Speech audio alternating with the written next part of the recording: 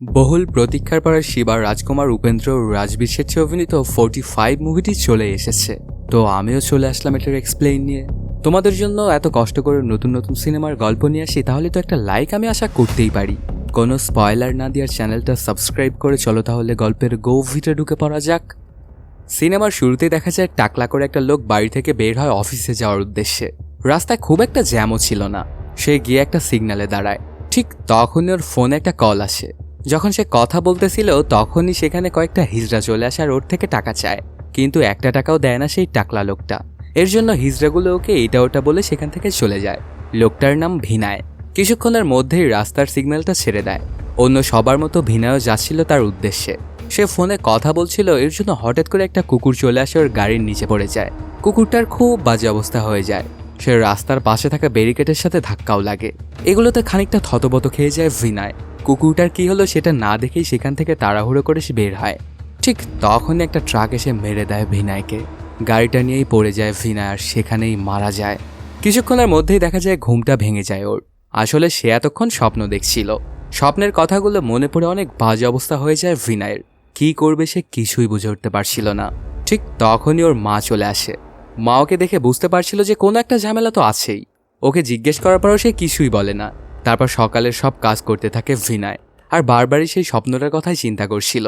সে ready হওয়ার জন্য যখন শার্টটা নিতে যাবে তখন সে স্বপ্ন দেখা ওই শার্টটা নেয় না, অন্য একটা শার্ট পরে ফেলে। তারপর গাড়িটা নিয়ে বেরিয়ে পড়ে আবার অফিসে যাওয়ার উদ্দেশ্যে। কিছুক্ষণ যাওয়ার পরে স্বপ্নের মতো একটা সিগন্যাল চলে আসে।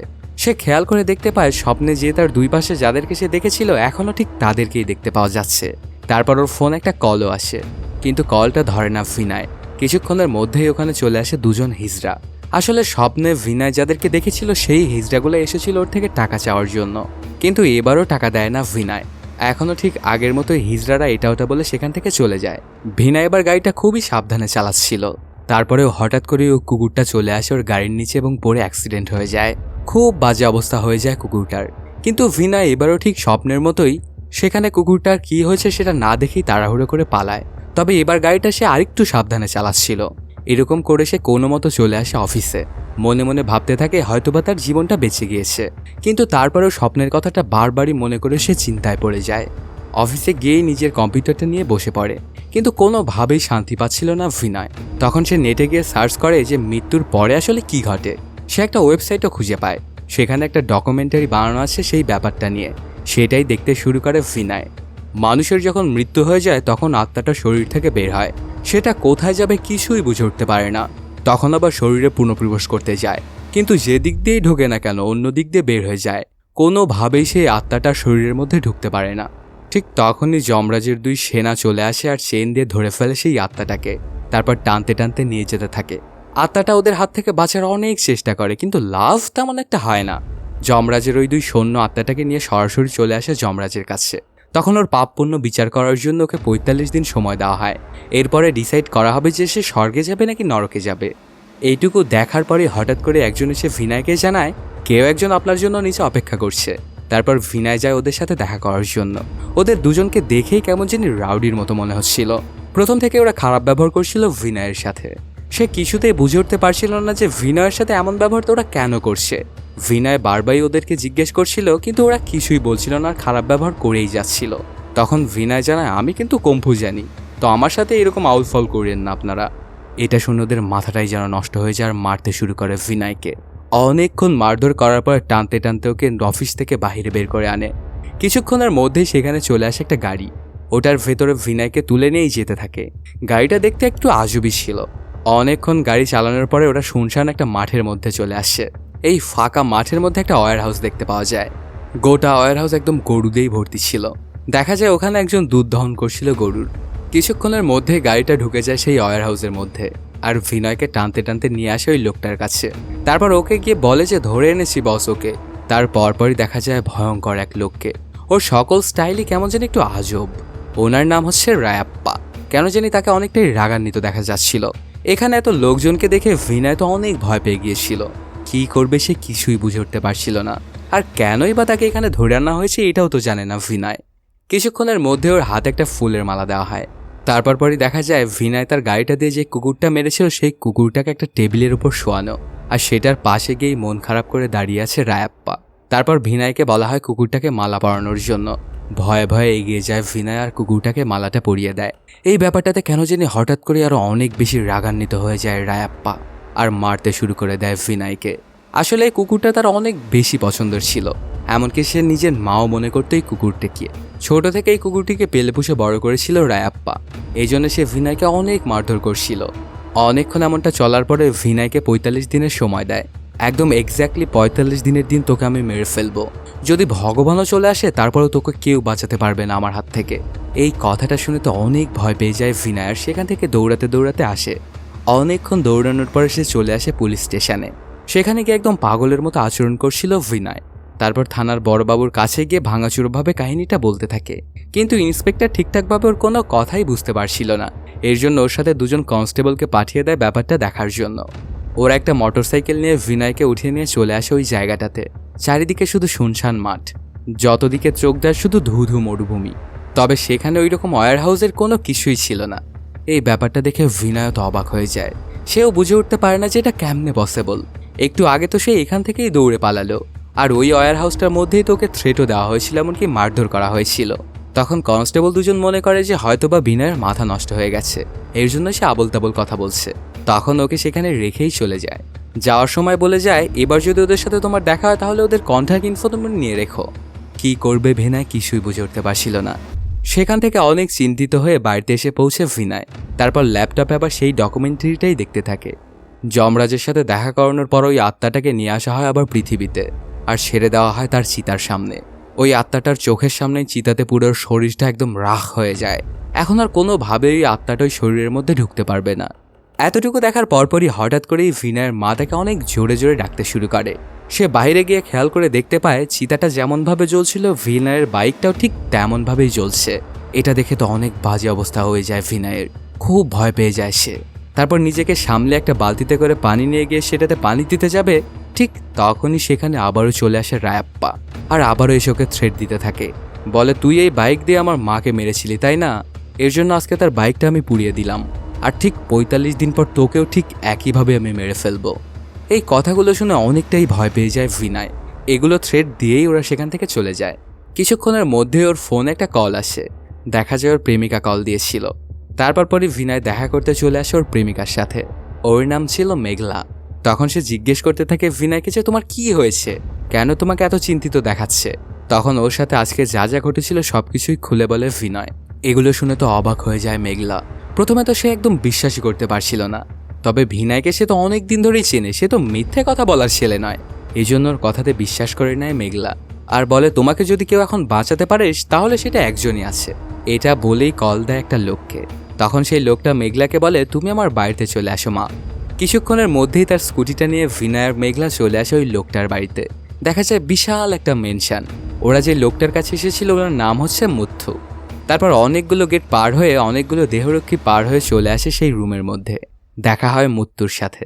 তখন সে জিজ্ঞেস করে, কার এত বড় সাহস, তোমাদের কি বলেছে ওরা, তোমাদের কি বিয়ে নিয়ে কোনো সমস্যা করছে, তাহলে বলো আমি তোমাদের বিয়ে দিয়ে দিচ্ছি। তখন মেঘলা সবকিছু খুলে বলে ওনাকে। এসব কথা শুনে তো একদম চমকে যায় মুথু। কেনই বা সে এতটা চমকে গেল? ভিনায় পুরো কাহিনী তো বলে ঠিকই, কিন্তু ওকে যে মেইন লোকটা থ্রেট দিয়েছিল তার নাম তো সে জানে না। তবে ভিনায়ের মুখে সব গল্প শুনে মুথু ওর নামটা বলে দেয়, মানে সে রায়াপ্পাকে খুব ভালো করেই চেনে। তারপর একটা কাহিনী বলতে শুরু করে মুথু। কিছুদিন আগে মুথু গিয়েছিল একটা পোর্টে। সেখানকার সিকিউরিটি ওদেরকে চেক করে। তখন ওখানে সকল পিস্তলই রেখে যায় ভেতরের দিকে। দেখা যায় রায়াপ্পা তার কুকুরের সাথে ইয়োগা করছিল। তখন মুথু ওকে বলে, রায়াপ্পা তুই আমার পোর্টটা ছেড়ে দে, এটা আমার ছিল, আমার আছে এবং আমারই থাকবে। কিন্তু কোনোভাবে ওর কথার সাথে একমত হতে পারে না রায়াপ্পা। সাথে এটাও জানায়, আমি খুব ভালো করেই জানি তোর ইন্টেনশন একদমই ভালো নয়, এর জন্য এখন থেকে এটা আমার। দেখা যায় কুকুরটা বিভিন্ন জনের পা শুকতেছিল। তারপর হঠাৎ করেই রায়াপ্পা একজনকে মেরে ফেলে, আর ওর লোকদেরকে বলে ওকে চেক করার জন্য। দেখা যায় যে যাকে মেরে ফেলেছে তার কাছে ছিল একটা বন্দুক। এটা দেখে তো মুথুর সাথে আসা অনেকেই বন্দুক ফেলে সেখান থেকে লাফ দেয় পানির মধ্যে। এই ব্যাপারগুলোতে অনেকটাই রেগে যায় রায়াপ্পা, আর বলতে থাকে, তোর এত বড় সাহস, তুই আমাকে মারার প্ল্যান বানিয়েছিলি, যা তোকে আমি ৪৫ দিনের সময় দিলাম। এই ৪৫ দিনের মধ্যে হয়তোবা তুই আমাকে মেরে ফেলবি, আর যদি তুই আমাকে মারতে না পারিস তাহলে আমি তোকে মেরে ফেলবো। এইটুকু বলেই তার গল্পটা শেষ করে মুথু। তখন ভিনায় বলে, তাহলে আপনার অবস্থা আর আমার অবস্থা তো একই রকম, দুজনেই আমরা 45 দিনের সময় পেয়েছি। তখন মুথু বলে, তোমার 45 দিন তো সবেমাত্র শুরু, আর আমার হচ্ছে আজকে 45তম দিন। এটা বলার সাথে সাথেই হঠাৎ করে একটা গুলি এসে লাগে ওর মাথায়। একদম ওর চোখটাই যেন বাইরে বেরিয়ে আসে। সাথে সাথেই মারা যায় মুথু। এই ব্যাপারটা দেখে তো আরো অনেক বেশি ভয় পেয়ে যায় ভিনায়। এতক্ষণ এসে সে বুঝে গিয়েছিল যে 45 দিনে তাকে মরতেই হবে, কারণ এর মতো এত বড় গ্যাংস্টার যখন বাঁচতে পারলো না ওর হাত থেকে, তাহলে সে তো সামান্য একজন সাধারণ মানুষ, সে কিভাবে বাঁচবে ওর হাত থেকে। এখানে তো ওরা এসেছিল সাহায্য পাওয়ার আশায়, কিন্তু এখানে সে আরো বেশি বাজে অবস্থা হয়ে গেল ভিনায়ের। তার পরপরই ওরা দুজনে চলে আসে বাড়িতে।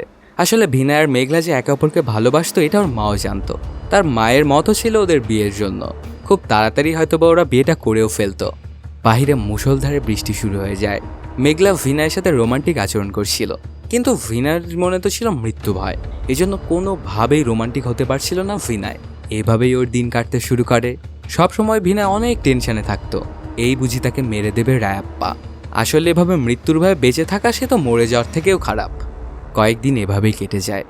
এখন মোটামুটি আবার খানিকটা স্বাভাবিক হয়ে গেছে ভিনায়। একদিন সকালবেলাতে যখন সে অফিসে যাবে, তখন মা মন্দিরে দেওয়ার জন্য কিছু প্রসাদ দেয় ওকে, একটা টিফিন ক্যারে করে। ভিনায়ের গাড়িটা যেহেতু সেদিন পুড়িয়ে দিয়েছিল, এর জন্য সে একটা ক্যাব বুক করে সেটাতে করেই যেতে থাকে। গাড়িটা রাস্তা ধরে সুন্দর করে যাচ্ছিল। মন্দিরের পথে একটা শুনশান জায়গা পড়ে। হঠাৎ করে দেখা যায় সেখানে ধুলা দিয়ে ভরে যায়। কিছুক্ষণের মধ্যেই সেখানে অনেকগুলো বাইক চলে আসে। আসলে রায়াপ্পা তার দলবল নিয়ে এসেছিল ওই জায়গায়। এই ব্যাপারগুলোতে অনেকটাই ভয় পেয়ে যায় ভিনায়। মাত্র সে একটু স্বাভাবিক জীবনে ফিরতে যাচ্ছে, তখনই আবারও সে ভয় পেল। ওকে গাড়ি থেকে নামিয়েই আবার অনেক থ্রেট দিতে শুরু করে দেয়। এমনকি ভগবানকে দেওয়ার জন্য যে প্রসাদটা নিয়ে আসতেছিল সেটাও ওরা খেয়ে ফেলে, আর জানায় তোর হাতে আর মাত্র 20 দিন আছে। কিছুক্ষণ ওকে এভাবে থ্রেট দেওয়ার পরে সেখান থেকে ওরা সবাই চলে যায়। এই ব্যাপারটাতে ভিনায় অনেক ভয় পেয়ে দৌড়াতে শুরু করে। দৌড়াতে দৌড়াতে চলে আসে এক বন্ধুর বাড়িতে। ওর বন্ধু এই অবস্থা দেখে বুঝতে পারে যে কোনো একটা গড়বড় তো আছেই। তখন ওকে জিজ্ঞেস করে যে তোর কি হয়েছে। তারপর সবকিছুই বলতে শুরু করে দেয় ভিনায়। ওসব গল্পগুলো শুনে অবাক হয়ে যায় ওর বন্ধু, আর বলে এগুলো নিয়ে তুই একদম টেনশন করিস না, আমি একজনকে চিনি যে তোর সমস্যাটা সমাধান করতে পারবে। ওনার নাম হচ্ছে আলতাফ ভাই। তারপর এবার তিনজন মিলে ওরা চলে আসে একটা জায়গায়। আলতাফ আসলে পেশাতে কসাই। কিছুক্ষণের মধ্যেই ভিনায়ের সাথে ওর দেখা হয়। তখন ভিনায় জানায় যে একজনকে মারতে হবে। আলতাফ তখন টার্গেট সম্পর্কে কিছু না শুনেই বলে দেয় যে এটা কোনো ব্যাপারই নয়, যেই হোক না কেন ওকে মারা তো আমার হাতের ময়লার মতো। এই ব্যাপারটা আবার পাশ থেকে একজন কনফারেন্সের মাধ্যমে শুনিয়ে দেয় রায়াপ্পাকে। আসলে সবসময় ভিনায়কে কেউ না কেউ ফলো করতোই। তার পরপরই দেখা যায় রায়াপ্পা তার দলবল নিয়ে বেরিয়ে পড়ে। কিছুক্ষণের মধ্যেই চলে আসে সেই বস্তি, তার গুলি করতে শুরু করে।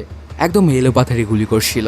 এই ব্যাপারটাতে খুবই থতবত খেয়ে যায় ভিনায় সহ সেখানে থাকা সবাই। আর এতক্ষণ যে আলতাপ এত বড় বড় কথা বলছিল ওর তো কোনো খোঁজই পাওয়া যাচ্ছে না। সে নিজের জীবন বাঁচাতেই ব্যস্ত। একদম বলাই যায় যে এখানে তাণ্ডবলীলাই চালিয়ে ফেলেছিল রায়াপ্পা। নিজের জান বাঁচিয়ে কোনো মতে ওখান থেকে ভেগে আসে ভিনায়। সরাসরি সেখান থেকে চলে আসে বাড়িতে এবং মাকে জড়িয়ে ধরে কান্না করতে শুরু করে। মা বারবার ওকে জিজ্ঞেস করছিল যে তোর কি হয়েছে বাবা। তখন মাকে ভিনায় জানায় যে মা ও আমাকে মেরে ফেলবে। মা বলে যে কে তোকে মেরে ফেলবে। তখন ভিনায় আস্তে আস্তে সকল কাহিনী মাকে বলতে শুরু করে। কাহিনীটা বলছিল আর অনেক কান্নাও করছিল। ওর পুরো কাহিনীটা শুনে তো অবাক হয়ে যায় মা, আর বলতে থাকে বাবা তুই একদমই চিন্তা করিস না, ভগবান কোনো না কোনোভাবে অবশ্যই তোকে বাঁচিয়ে নেবে। আর আমার ছেলেকে মারতে আসার আগে আমাকে মারতে হবে, আর আমাকে যখন ও মারবে তখনই আমার মধ্যে খুঁজে পাবে ভগবানকে। তো তুই একদমই চিন্তা করিস না। দেখা যায় একটা এলাকার মধ্যে দিয়ে ঘুরছিল একটা লোক। সেখানে একটা বাড়ির পারিবারিক একটা ঝামেলা হচ্ছিল ওদের পরিবারের মধ্যেই।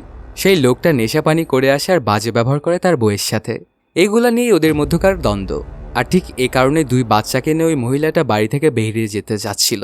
ঠিক তখনই ওর দিক দিয়ে হাঁটতে হাঁটতে আসছিল ওই লোকটা। ওনার নাম শিবা। তখন শিবার কাছে মহিলাটা নিজের কষ্টের কথা বলে, সাথে এটাও জানায় আমার স্বামীর যদি মাজা ভেঙে ঘরে পড়ে থাকতো তারপরে অনেক ভালো হতো। তখন শিবা দেখায় তার ক্যালমা। রাস্তার উপর একটা ফুলের টব রেখে দেয়। সেটাতে পা লেগে আবার পড়ে যায় ওই লোকটার মাজাতে ব্যথা পায়। এটা দেখে লোকটাকে আবার গিয়ে ধরে তার বউ। মানে একে অপরের প্রতি ভালোবাসা তো আছেই। তখন শিবা বলে তোমরা তো একে অপরকে খুব ভালোবাসো, তাহলে এগুলো ঝামেলা কেন তোমরা করো? বেঁচে থাকতে এই ভালোবাসাটা দেখালেই তো পারো। তখন ওরা ওদের ভুল বুঝতে পারে। আসলে এলাকার সবারই উপকার করে বেড়াতো শিবা। কিছুক্ষণ পরেই দেখা যায় একটা রেস্টুরেন্ট এসে পৌঁছে। এই জায়গাটা আসলে শিবারই। এখানে আসলে সে ভাড়া নিতে এসেছিল। ওই মহিলাটা আবার খুবই চালাক প্রকৃতির মানুষ। সে কোনোভাবেই ভাড়াটা আজকে দিতে চায় না। আর সে খুব ভালো করেই জানতো যে শিবা যে ওর প্রতি দুর্বল এটা। তারপর হোটেলের ভিতরে ওকে ঢুকে কিছু খাবার খেতে বলে। শিবা যখন হোটেলের ভেতরে আসে তখন সে ভালো করে খেয়াল করে দেখতে পায় ওখানে পাশেই চিন্তিত অবস্থায় বসেছিল ভিনায়। সে আবার ওই ডকুমেন্টারিটাই দেখতে শুরু করে। তখনই ওর কাছে চলে যায় শিবা। আসলে বলতে গেলে শিবা একটু বেশি ফ্রেন্ডলি, নিজে থেকে সে সবাইকে অ্যাপ্রোচ করে এবং সাহায্য করতে চায়। এই ব্যাপারটাতে আবার খানিকটা বিরক্ত হয় ভিনায়। শিবা তখন ওকে বলে, তোমার যদি কোনো সমস্যা থাকে তাহলে তুমি আমাকে বলতে পারো, আমি তোমাকে সাহায্য করতে পারবো। কিন্তু কোনোভাবেই ওকে কোনো কথাই বলতে চায় না ভিনায়। আর সেই হোটেল থেকে ওকে রাগ দেখিয়ে বাইরে বেরিয়ে যায়। তারপর সে যখন গলির মধ্যে দিয়ে হাঁটছিল ঠিক তখনই দেখা যায় রায়প্পার গুন্ডা পান্ডারা সেখানে চলে আসার ওকে জ্বালাতন করতে শুরু করে। কি করবে কিছুই বুঝে উঠতে পারছিল না ভিনায়। ওকে অনেক জ্বালাতন করছিল, স্পেশালি তো ওই পিচ্ছিটা একদম থ্রেটই দিয়ে বসে ওকে। অনেকক্ষণ এভাবে চলার পরে ভিনায় খেয়াল করে দেখতে পায় শিবা পাশ দিয়ে হেঁটে যাচ্ছে। তখন ওর থেকে সাহায্য চায়। প্রথমে তো শিবা ওদিক দিয়ে হেঁটে চলে যায় আর বলে যে আমি তোমাকে সাহায্য করতে পারবো না। তারপর দেখা যায় সেখানে আবারও ফিরে আসে শিবা। এই ব্যাপারটাতে অনেকটাই রাগান্বিত হয়ে যায় ওই গুন্ডা পান্ডারা আর মারতে যায় শিবাকে। কিন্তু শিবাও তো একদম কম নয়, চোখের পলকে সে ওদেরকে একদম কুত্তা মারা মারতে শুরু করে। দেখতে দেখতে ওদের সবারই অবস্থা খারাপ করে ফেলে আর গিয়ে ধরে ওই পিচ্ছিটাকে। এগুলো দেখে তো সেখানকার সবাই পালিয়ে যায়। তখন পিচ্ছিটা অনেক করে কাকুতি মিনতি করে ওর হাত থেকে ছাড়া পেয়ে সেখান থেকে পালায়। তারপর শিবা ভিনাইকে নিয়ে চলে আসে তার বাড়িতে আর ওর যে একটু জখম হয়েছিল ওগুলোতে ফার্স্ট এড করিয়ে দিতে থাকে। তখন জিজ্ঞেস করে যে তোমার আসলে সমস্যা কি, তুমি কিন্তু আমাকে বলতে পারো একদম নির্ভয়ে, আমি হয়তো বা তোমাকে সাহায্য করলে তো করতেও পারি। তবে প্রথমে তো কোনো কিছুই বলতে চায় না ভিনায়, কিন্তু অন্য কোনো উপায় না থাকায় ওকে সব কিছু খুলে বলে। সাথে এটাও জানায় রায়াপ্পাকে মারার জন্য আলতাফ ভাইয়ের সাথে আজকে একটা প্ল্যান বানিয়েছি আমরা, হয়তো বা ওকে আজকেই খতম করে দিতে পারবো, কিন্তু এগুলো তুমি একদমই বুঝবে না। তখন ওদের সাথে প্ল্যানে সামিল হতে চায় শিবাও, কিন্তু কোনোভাবেই ওকে নিতে চায় না ভিনায়। তারপর পরে ভিনায় চলে আসে আলতাফ ভাইয়ের সাথে দেখা করার জন্য আর ওরা প্ল্যান বানাতে থাকে যে কিভাবে মারা যায় রায়াপ্পাকে। কিছুক্ষণ প্ল্যানিং করার পরে হঠাৎ করেই সেখানে চলে আসে শিবা। ওকে দেখে খানিকটা চমকে যায় আলতাফ, কিন্তু পরে যখন জানতে পারে যে এটা ভিনায়ের বন্ধু তখন আর কিছু বলে না। ওরা যখন প্ল্যানিং করছিল তখন সেখানে আলতাফের এক চেলা এসে বলে সব লাইটগুলো বন্ধ করে দিন, কারণ রায়াপ্পা তার দলবল নিয়ে চলে এসেছে। কিন্তু ওর কথাতে একটুকেও ভয় পায় না আলতাফ ভাই, আর সবাই মিলে বাইরে যায়। শিবা যখন ঘরের মধ্যে ছিল তখন শাটারটা বাহির থেকে কে যেন একটা লাগিয়ে দেয়। সে বাইরে যেতে চাইছিল কিন্তু কেউই ওকে বাইরে বের হতে দিচ্ছিল না। এদিকে দেখা যায় রায়াপ্পা তার দলবল নিয়ে চলে এসেছে। এখানকার একজন লোককে ধরে ফেলেছে ওরা। মুষলধারে বৃষ্টি শুরু হয়ে যায়। রায়াপ্পা সেই লোকটাকে নির্মমভাবে হত্যা করে, ওর মাথাটা একদম ধর থেকেই আলাদা করে ফেলে। এই ব্যাপারগুলো দেখে তো অনেক ভয় পেয়ে যায় আলতাফ ভাই এবং তার লোকজনেরা সেখান থেকে পালিয়ে যায়। তখন রায়াপ্পা ভিনাইকে বলতে থাকে যদি ভগবান নিজেও চলে আসে তারপরেও তোকে আমার হাত থেকে কেউ বাঁচাতে পারবে না, তোর মৃত্যু শুধু আমার হাতেই লেখা। ওর মুখে এমন কথাগুলো শুনে অনেকটাই ভয় পেয়ে যায় ভিনাই। কী করবে সে কিছুই বুঝে উঠতে পারছিল না। ঠিক তখনই সেখানে শাটারটা খুলে চলে আসে বাইরে শিবা। আস্তে আস্তে এগোতে থাকে রায়াপ্পার দিকে। ওর এমন চলন দেখে খানিকটা অবাক হয়ে যায় ভিনাই।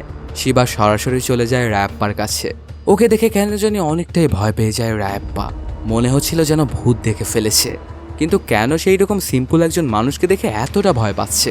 তাহলে কি শিবার পেছনে কোনো কাহিনী রয়েছে? সেগুলো একটু সামনের দিকে গিয়েই জানতে পারা যাবে। তখন শিবা রায়াপ্পাকে বলে ভিনাই আমার ছেলের মতো, ওকে ছেড়ে দে। তখন রায়াপ্পা যেন ও যদি অন্য কিছু করতো তাহলে আমি ছেড়ে দিতাম, কিন্তু সে কাকে মেরেছে সেটা নিজেও জানে না। সে আমার মায়ের মতো রোজিকে মেরেছে। তোর শাস্তি শুধু এবং শুধুমাত্র মৃত্যু, সেটা তুমিও থামাতে পারবে না। আজকের পরে ওকে আমি যেখানে দেখব যখন দেখব তখনই ওকে মেরে ফেলবো। এটা বলেই সেখান থেকে ওর দলবল নিয়েই চলে যায়। তারপর পরে শিবার কাছে চলে আসে ভিনাই আর বলতে থাকে তোমার ওর মধ্যে কি কথা হলো? কিন্তু আমার মনে হচ্ছে যে আগেই তো আমি ভালো ছিলাম, আগে তাও আমার হাতে কয়েকদিন ছিল। এখন তো সে বলে গেল যে ও আমাকে যখন যেখানে দেখবে সেখানেই মেরে ফেলবে। তাহলে তুমি আসাতে তো আমার আরও ঝামেলা বেড়ে গেল। কিন্তু শিবা জানে একদমই তুই চিন্তা করিস না তো, যে কয়দিন সময় আছে এই কয়দিন তো ভালোভাবে এনজয় কর। তবে নিজের মৃত্যুর কথা ভেবে ভিনায় চিন্তা যেন একদম ছাড়তেই পারছিল না। ঠিক তখনই দেখা যায় মেঘলা তাকে কল দিয়ে বসে। এই গত কয়েকদিনে মেঘনা তাকে অনেকবার কল দিয়েছিল, কিন্তু ওর ফোন একেবারেই ধরেনি ভিনায়। তবে আজকে সে ফোনটা ধরে। তখন মেঘলা অনেক কান্না করতে করতে বলে আমি অমুক জায়গাতে আছি, যদি তুমি না আসো তাহলে এভাবে আমি সারা রাত বৃষ্টিতে দাঁড়িয়ে থেকেই ভিজবো। ভিনায় ওকে বোঝানোর অনেক চেষ্টা করে কিন্তু লাভ তেমন একটা হয় না। তারপর একটা সিএনজি নিয়ে সেখানেই চলে আসে ভিনায়। দেখতে পায় ওখানে রাস্তায় দাঁড়িয়ে থেকে ভিজতেছিল মেঘনা। ভিনায় যখন ওর কাছে যায় তখন অনেক কান্না করতে শুরু করে দেয় মেঘলা আর বলে এতদিন তুমি কোথায় ছিলে? এতদিন তুমি আমার ফোন কেন ধরনি? আমার সাথে কি কি ঘটে গিয়েছে এতদিনে তোমার কোনো ধারণা আছে? তোমাকে আমার খুব বেশি প্রয়োজন ছিল এই কয়দিন, কিন্তু তোমাকে আমি আমার পাশে পাইনি। এটা তুমি আমার সাথে একদমই ভালো করোনি। তারপর নিজের হাতটা দেখার বলে আমার এঙ্গেজমেন্ট হয়ে গেছে। এটা দেখে ভিনয়ের দুনিয়ায় যেন উলটপালট হয়ে যায়। কী করবে সে কিছুই বুঝে উঠতে পারছিল না। একদিকে তো মৃত্যুর ভয়, অন্যদিকে এখন তার প্রেমিকাও অন্য কোথাও বিয়ে হয়ে যাচ্ছে। তখন মেঘনাকে সে বলে চলো আমরা পালিয়ে যাই, কিন্তু কিছুতেই কাজটা করতে চায় না মেঘলা। আর বলে আমি যদি এমনটা করি তাহলে আমার বাবা নিশ্চিত মারা যাবে, আমি কোনোভাবেই কাজটা করতে পারবো না। এটা শুনে ভিনয়ের মাথায় যেন আকাশ ভেঙে পড়ে। যাকে সে তার জীবনের থেকেও বেশি ভালোবাসত সেই কিনা আজকে ওর সাথ দিচ্ছে না। এগুলো নিয়ে চিন্তা করতে থাকলে হঠাৎ করে সেখানে চলে আসে রায়াপ্পার গুন্ডা পান্ডারা, আর এটা সেটা বলতে শুরু করে। তখন ভিনয় ওদেরকে বলে আমার আর এই জীবনে কিছুই নেই, তোমরা আমাকে এখনই মেরে ফেলো। কিন্তু ওরা জানায় যে না, তোকে মারার পারমিশন আমাদের নেই, আমাদের বসই তোকে মারবে। সাথে মেঘলার দিকেও তাকায়। একজন তোর কাছে গিয়ে হাতটাও ধরে ফেলে আর ওর সাথে খারাপ কিছু করার মতলব করে। এই কথাটা শুনে তো অনেক রাগান্বিত হয়ে যায় ভিনয় আর মারতে শুরু করে দেয় ওদেরকে। ভিনয় কিন্তু আসলে একদমই সাহসী ছেলে নয়, কিন্তু যেহেতু ওর প্রেমিকাকে কেউ একজন খারাপ কিছু করতে চাইছে এর জন্য সাহসটা ওর অনেক বেশি গুণে বেড়ে গিয়েছিল। ওদেরকে একদম কুত্তা মারা মারছিল ভিনয়। এভাবে মারধর করতে করতে এক পর্যায়ে সবাই ধরাশায়ী হয়ে পড়ে। দাঁড়ানোর মতোও যেন কারো গায়ে শক্তি নেই। তারপর আস্তে আস্তে মেঘনার দিকে এগিয়ে যায় ভিনয় আর বলে তুমি সুখী হও, তুমি সুখী হলেই আমিও সুখী, তুমি বিয়েটা করে নাও তাহলেই তোমার ভালো হবে। আমার তো কোনো ফিউচার নেই, তাহলে আমার সাথে তুমি কেনই বা থাকবে। এটা বলেই সেখান থেকে কান্না করতে করতে চলে যায় ভিনয়। আর বৃষ্টির মধ্যে কান্নায় ভেঙে পড়ে মেঘনা। এরপর কেটে যায় আরও কয়েকদিন। ওর লোকজনদের এমন বাজে অবস্থা করে ফেলেছে এটা দেখে অনেক রাগান্বিত হয়ে যায় রায়াপ্পা। আর বুঝতে পারে যে খুব তাড়াতাড়ি ভিনয়কে মেরে ফেলতে হবে, নাহলে হয়তো বা ঝামেলা হয়ে যেতে পারে। একদিন রাত্রেবেলাতে ভিনয় যখন অফিসে কাজ করছিল ঠিক তখনই দেখা যায় দূরের একটা বিল্ডিং থেকে ওর দিকেই অ্যারোটা তাক করে রায়াপ্পা। শ্যুট করতে যাবে ঠিক তখনই ভালো করে খেয়াল করে দেখতে পায় ওই বিল্ডিংয়ের নিচে স্কুটি নিয়ে চলে এসেছিল শিবা। ওদিক দেখার পর আবার যখন ভিনয়ের দিকে সেটা তাক করতে যাবে তখন দেখতে পায় ভিনয় ওই জায়গাতে নেই। কিছুক্ষণ পরেই দেখা যায় ভিনয় নিচে নেমে এসেছে অফিস থেকে আর শিবার সাথে গিয়ে ওর স্কুটিতে ওঠে। এই ব্যাপারটাতে অনেকটাই রাগান্বিত হয়ে যায় রায়াপ্পা। দেখা যায় শিবা তার স্কুটিটা অনেক জোরে চালাচ্ছিল, একদম এদিকে আউলি বাউলি দিয়ে পাগলের মতো গাড়ি চালাচ্ছিল। ভিনয় বারবারই ওকে বারণ করছিল কিন্তু ওর কোনো কথাই শুনছিল না শিবা, আর বলছিল জীবন তো একটা, একটু এনজয় না করলে কি আর হয়। কিছুক্ষণের মধ্যেই ওদের ধাওয়া করতে শুরু করে দেয়, একটা ট্রাক নিয়ে আসতে থাকে রায়াপ্পা। এটাতে আরও জোরে গাড়িটা চালাতে শুরু করে শিবা। অনেকক্ষণ ধাওয়া করার পরে ওদের কিছুতেই ধরতে পারছিল না আর নিজেই গাড়িটা নিয়ে অ্যাক্সিডেন্ট করে বসে। এবারের মতো জানে বেঁচে যায় শিবা এবং ভিনয়। তারপর শিবা ওকে নিয়ে চলে আসে একটা বিয়ে বাড়িতে। দেখা যায় এটা আসলে ভিনয়ের প্রেমিকা মেঘনার বিয়ে বাড়ি। এই রিসেপশনের মধ্যে কোনোভাবেই ঢুকতে চাইছিল না ভিনয়, কিন্তু তারপরে ওকে এক প্রকার জোর করেই ঘরের ভেতরে নিয়ে আসে শিবা। ভেতরে ঢোকার পর থেকেই ভিনয়ের মনে হচ্ছিল ওর গায়ে কেন যেন আগুন পড়ছে আর একদম জোরে পুরো সব শেষ হয়ে যাচ্ছে। কি করবে সে কিছুই বুঝে উঠতে পারছিল না। ওকে দেখে তো অনেকটাই মনে মনে কষ্ট পেতে শুরু করে মেঘলাও। ভিনয়ের শরীরটা এতটাই জ্বালাপোড়া করছিল যে সে একদম এটা সহ্যই করতে পারছিল না আর বাইরে চলে আসে। তখন ওর কাছে চলে আসে শিবা আর বলতে থাকে ভয় পেলে একদমই চলবে না, তুমি আমার সাথে আসো। এটা বলে ওর হাতটা ধরে নিয়ে যায় ভেতরে। কিন্তু তারপরে অনেক কষ্ট পাচ্ছিল ভিনয় এটা ভেবে যে ওর প্রেমিকার আজকে বিয়ে হয়ে যাচ্ছে। কিছুক্ষণ ওখানে থাকার পরে ওরা যে যার বাড়িতে চলে যায়। বাড়িতে যাওয়ার সময় শিবা ওকে বলে দেয় তোমার যত কষ্টই হোক না কেন মায়ের কোলে মাথা দিয়ে তুমি একটু শুয়ে পড়বে, দেখবে সব কিছু ঠিক হয়ে যাবে। এই জন্য ভিনয় তাড়াহুড়া করে চলে আসে বাড়িতে। কিন্তু এখানে এসে সে তো বড় মাপের একটা শক খায়। দেখতে পায় বাড়ির মেঝেতে ওর মা পড়ে আছে। তাড়াহুড়ো করে মাকে নিয়ে চলে আসে হাসপাতালে। তখন ডাক্তার জানায় তোমার মায়ের তো অনেক বাজে অবস্থা, আর ওনার এই অবস্থাটা আজকে তো প্রথম নয়, এর আগেও অনেকবারই হয়েছিল, কিন্তু তোমাকে বলতে বারণ করেছিল। এসব কথাবার্তা শুনে আরও অনেক বেশি কষ্ট পেয়ে যায় ভিনয়। কি করবে সে কিছুই বুঝে উঠতে পারছিল না। তার পরপরে ওর সাথে আবার দেখা করতে চলে আসে শিবা। তখন নিজের সকল কষ্টের কথা জানায় ভিনয়। আমার চাকরি চলে গেল, আমার বন্ধুরাও আমাকে ছেড়ে দিয়েছে, আমার প্রেমিকা আমাকে ছেড়ে অন্য কাউকে বিয়ে করে নিয়েছে, আর মনে হচ্ছে আমার মাও এখন আমাকে ছেড়েই চলে যাবে। এখন আমি কি করতে পারি আপনিই বলুন তো।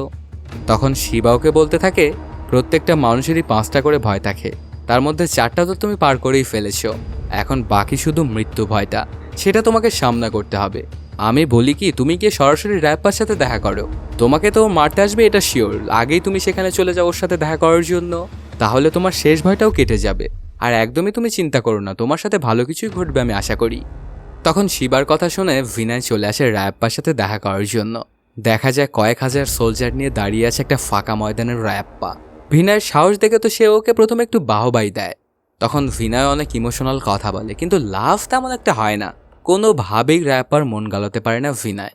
তারপর ভিনায়কে যখনই মারতে যাবে রায়াপ্পা, ঠিক তখনই ওখানে চলে আসে শিবা আর নিজের স্কুটিটাতে ওকে তুলে নেয়। এবারের মতো জানে বেঁচে গেল ভিনায়। তখন সে বলে ওঠে, আপনাদের সমস্যা কি বলুন তো? আমি প্রথমে বাঁচতে চাইতাম, কিন্তু রায়াপ্পা আমাকে কোনোভাবেই বাঁচতে দিবে না। আর এখন আমি মরতে চাইছি, কিন্তু আপনি আমাকে মরতে দিচ্ছেন না। তাহলে এখন আমি কি করব? তখন শিবা বলে যে তুমি একটু অপেক্ষা করো, ব্যাপারটা আমি দেখছি। শিবাকে দেখে খানিকটা আবারও শক খেয়ে যায় রায়াপ্পা। তখন ওকে বলতে থাকে যে আপনি আসবেন না প্লিজ, আমার কাজ আমাকে করতে দিন।